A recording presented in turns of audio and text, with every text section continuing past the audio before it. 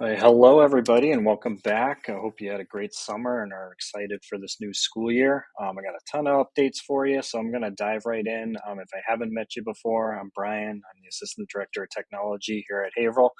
It's been a fun, decade-long ride I've been here at the district, and I'm excited to have you all come back for this year and looking forward to helping you as best as we can in the tech world. All right, so let's dive right in.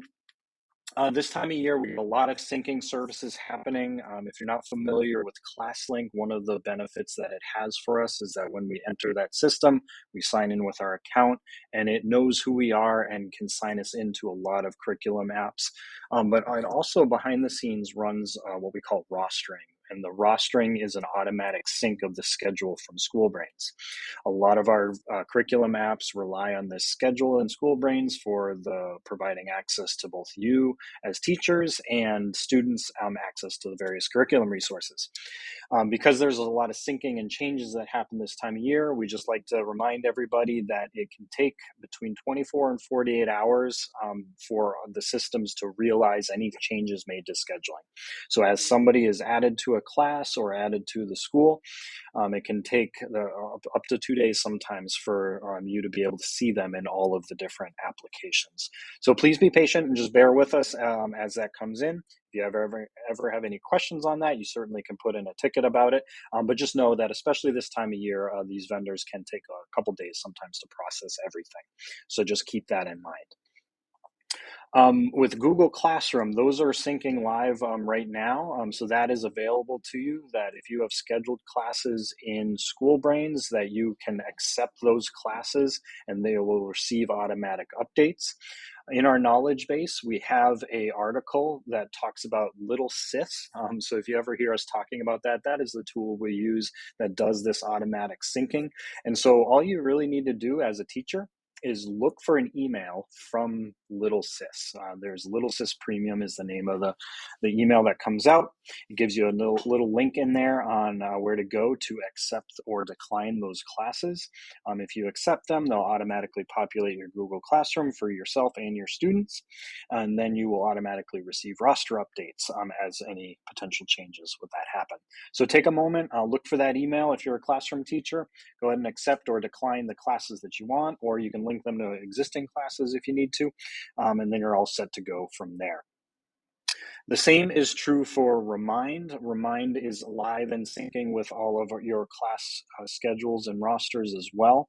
So be sure that you go to ClassLink to Remind to accept those classes, and then you can begin your communication going forward from there. And again, if you need any help with that, we have some basic instructions in our knowledge base for Remind on how to use this platform.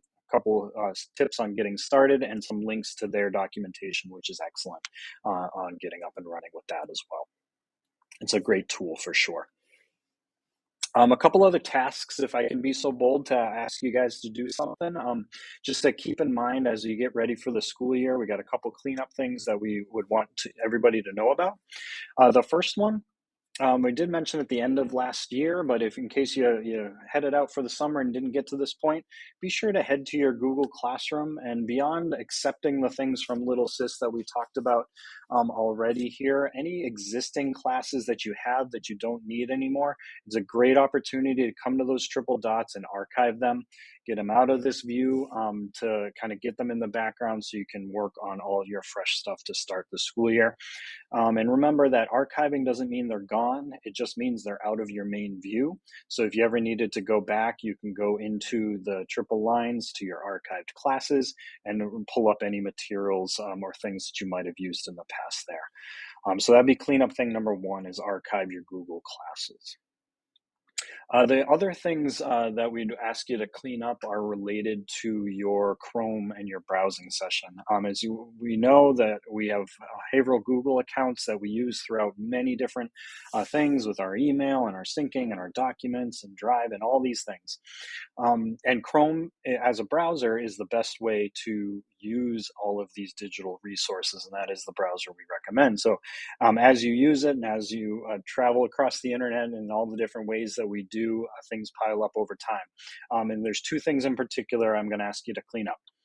Number one, go to your triple dots down to settings right in Chrome. And on the left-hand side, you have privacy and security. And so the first thing I want you to do is go ahead and click this clear browsing data button. As you click on that, you get a time range choice. We always say use all time, just let it rip, get them all in there. This will get rid of browsing history, cookies and cache, and all these other stored things that just get in the way sometimes of a nice internet experience. So go ahead and keep all those selected, choose all time, clear your data. And let that be a nice little refresh to start the year. Honestly, we recommend doing this at least once a month, maybe a couple times a month, just to keep this as a nice habit going forward. Keeps everything running very smoothly. One note about this is that it does not clear out any saved passwords that you have. So don't be afraid that you lose anything with this. It's just a good cleaning piece to do. But on that same token, when it comes to passwords and security, this was a big focus that we talked about last year. It will continue to be a focus as we discuss things going forward this year.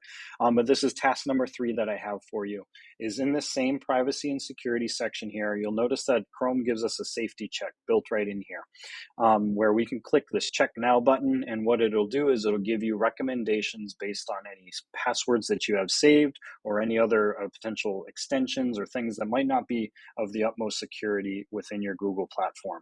So take a moment, hit that check now button, take those action steps of either updating passwords that aren't secure, deleting them from your history, so things that you don't need anymore, and just kind of cover yourself in terms of your behavioral internet account activity from that. Okay.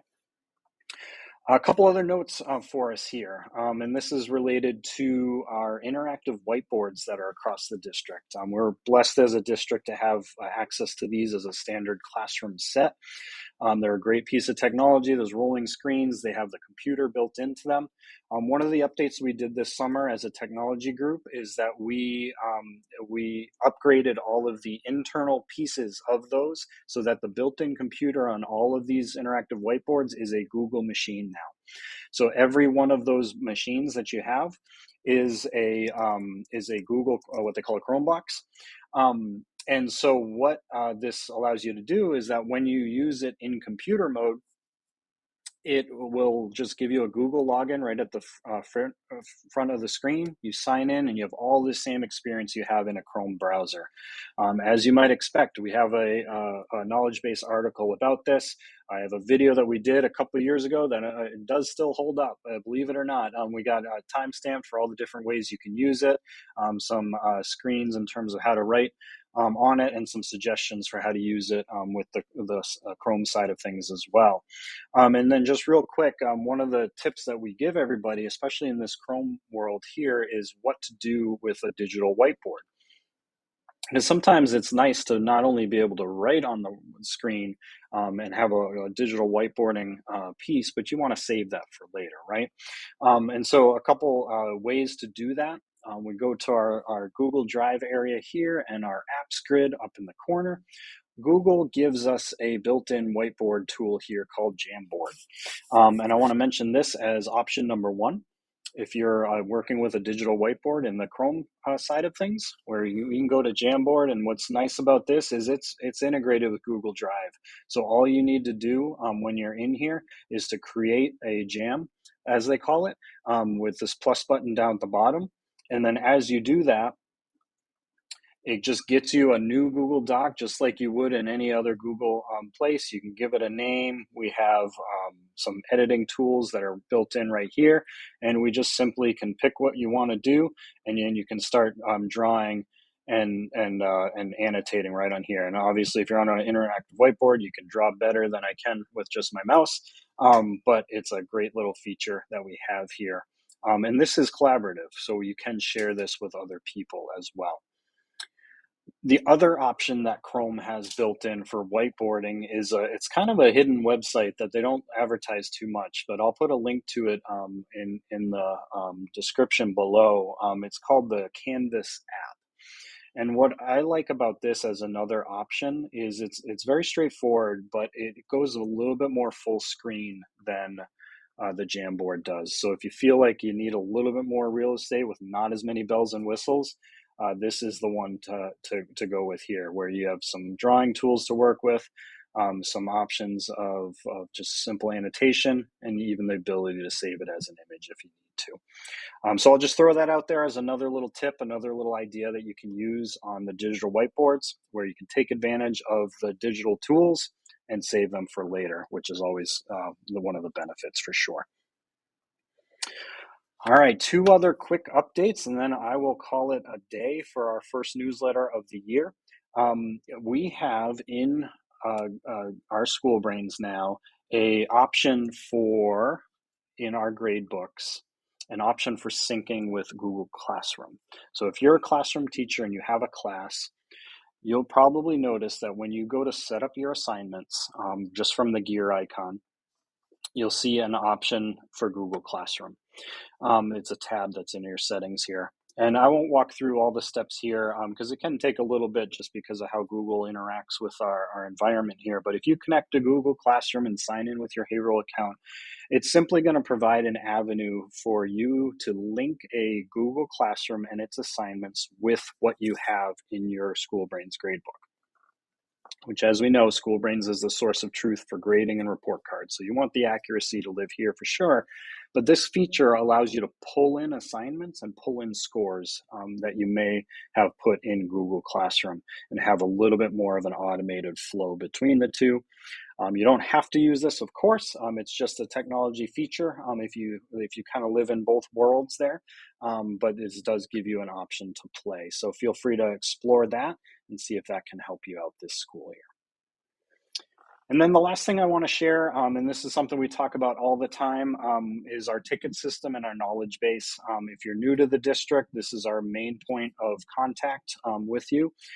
We provide in our ticket system this knowledge base area where we try to provide as much helpful guides and step-by-step and tutorials for things that you would find on a day-to-day basis. It's not going to answer 100% of every question you have, but for things that you would have as a common thing, maybe you want to get in that grade book a little bit more, whether in elementary school or whether you're in the middle and high school, or you forget how to post grades or whatever it might be, start here in the knowledge base in terms of trying to find out how to do something. And this is our main source of trying to get you some help and resources. And obviously, too, we have a big new ticket button up there, too. So if you need to get us a question that isn't answered in the knowledge base, you couldn't find what you're looking for, definitely take advantage of this, whether it's a problem you're having or you just simply need to ask a question. Our entire team uses this ticket system all of the time, and this is the best place to go to get yourself going and get help with technology. So if you're not using it yourself, definitely use it. If you know other people who aren't using it, tell all your friends, and we'd love to help you out this way as well. Okay, that is all I have for this start of the school year. We will continue to do our newsletters throughout every month.